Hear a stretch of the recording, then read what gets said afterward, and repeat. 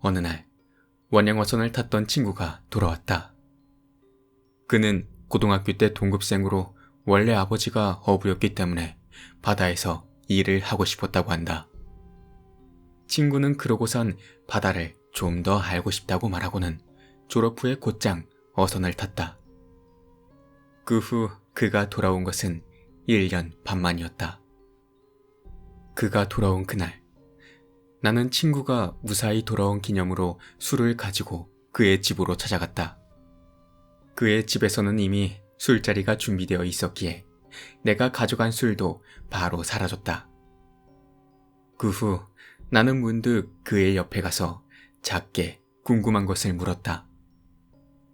너 1년 반 동안 성욕은 어떻게 처리했냐? 그러자 그의 얼굴이 새파랗게 질린 상태로 변하고는 입을 열었다. 그딴 거 나도 몰라. 나는 의심스런 그의 태도에 설마 무슨 일이 있었나 생각하며 그 이상 깊이 묻지는 않았다. 시간이 흘러 술자리가 끝날 무렵으로 접어들었을 때 나는 그에게 물어봤다. 야, 또 언제 출항하는 거야? 그러자 그가 새파란 얼굴이 되어 이렇게 대답했다. 아, 다음 달 말이려나? 그렇게 말한 그는 그 다음날 오토바이 사고를 당해서 입원을 했다. 그렇게 속도도 내지 않았던 걸로 아는데 나는 그가 오래간만에 오토바이를 타서 흥에 겨워서 그렇게 된 거라고 생각했다. 어느 날 친구의 병문안을 갔을 때였다. 상태를 보니 양쪽 발에 골절상을 입었던 걸로 기억한다. 그런데 그는 부들부들 떨면서 이렇게 말하는 것이다. 너한테만 따로 말하고 싶은 게 있는데. 뭔가 말하고 싶은 게 있는 것 같아서 나는 바로 답했다. 뭔데 그래? 말할 거 있으면 말해봐. 그러자 그는 다음과 같은 이야기를 하기 시작했다. 그는 배를 타기 전 가장 처음으로 해야 할 일을 맡게 되었다고 한다. 그것은 출항 전날에 배에 적재할 물품들을 받아서 그것을 배에 싣는 작업이었다고 한다. 그가 물품을 받으러 가자 말수가 적은 남자가 거대한 케이스를 꺼냈다고 한다. 케이스는 총 3개였다고 한다. 그는 음식들인가 생각하며 그것을 그대로 배 창고에 싣고 열쇠를 걸었다고 한다. 그렇게 출항한 지 2일째 되는 날 밤, 선장이 이렇게 말했다고 한다. 슬슬 꺼내볼까? 그렇게 말하자 다른 승무원이 그가 창고에 정리해놨던 케이스를 가지고 왔다고 한다. 그는 그때 술잔치라도 하는 건가 싶었다고 한다. 그러나 열린 케이스로부터 전혀 상상도 하지 못한 물건이 나왔다고 한다. 그건 분명 틀림없이 인간 여자였다. 그것도 3개의 케이스에 한 사람씩 들어있었다고 한다. 한 사람은 초등학생 정도, 다른 한 사람은 고등학생 정도, 그리고 마지막 한 사람은 20대 중반의 여성이었다고 한다. 그녀들은 케이스에서 나오자마자 한순간 어리둥절했지만 곧 상황을 이해한 것인지 20대 중반의 여성이 비명을 지르기 시작했다고 한다. 그러나 여기는 바다 위. 비명을 지르더라도 울더라도 관계없이 광란의 파티가 행해졌다고 한다. 그는 처음에는 망설였다고 한다.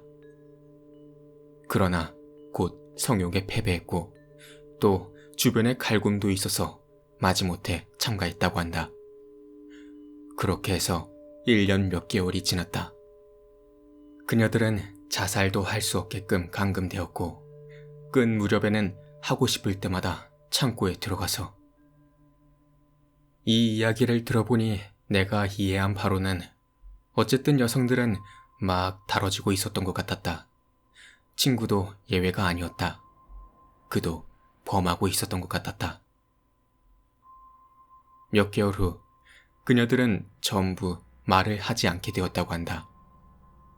그리고 배가 항구로 되돌아가기 전날 선장이 3명을 창고에서 꺼내었다고 한다. 또 그 짓을 하려고 하는 것인가 생각하고 있는데 그날은 좀 이상했다고 한다.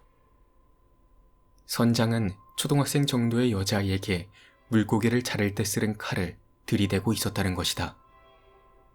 설마 아니지? 하지만 그 설마가 맞았다. 선장은 그녀의 배를 재빠르게 가르고 찢었다고 한다. 엄청나게 울부짖는 초등학생 여자아이. 그러자 그 울부짖는 소리를 시작으로 조금 전까지 전혀 말하지 않던 여자들도 반응을 보이면서 소리 높여 크게 울었다고 한다. 선장은 초등학생의 배에 팔을 집어넣으면서 이렇게 말했다.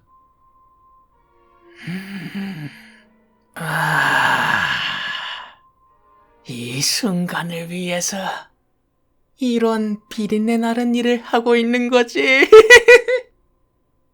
그 후 나머지 2명도 지독하게 죽임을 당했고 시체라고 해야 할지 고기 조각이라고 해야 할지 어쨌든 전부 바다에 버렸다고 한다.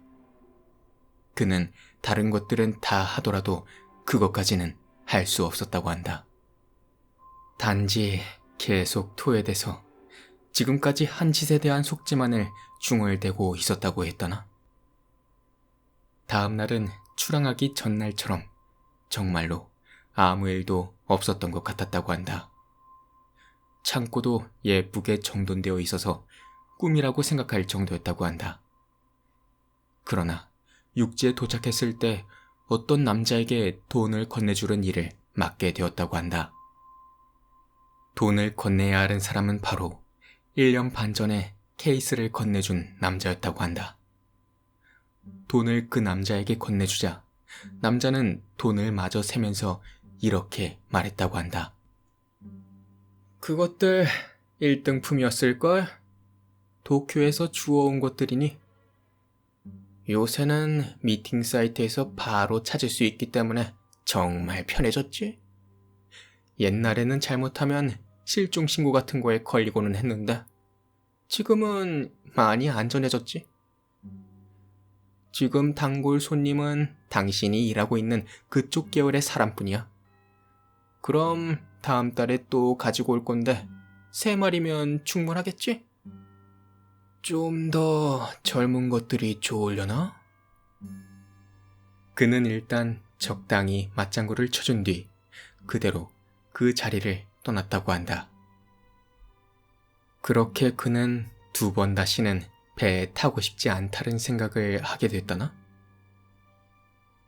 그러나 이러한 사실을 알아버렸기 때문에 배에 타지 않을 수가 없어서 일부러 사고를 냈다고 한다.